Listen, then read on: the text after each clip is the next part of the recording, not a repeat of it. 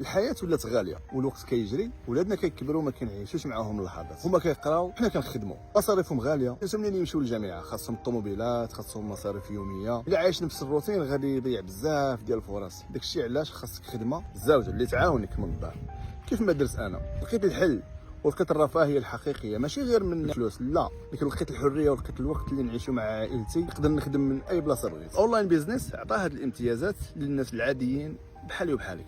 عندنا سيستم اوتوماتيكي كيسهل الخدمه، وعندنا تدريب واجده كتوريك الطريق خطوه بخطوه. ماشي ضروري تكون عندك تجربه، غيكون معاك مدرب ومنتور يكون معاك في الرحله ديالك. انا كننصحك اليوم تاخذ الخطوه الاولى وتزعم، لان الحياه فرص ما كتعوضش.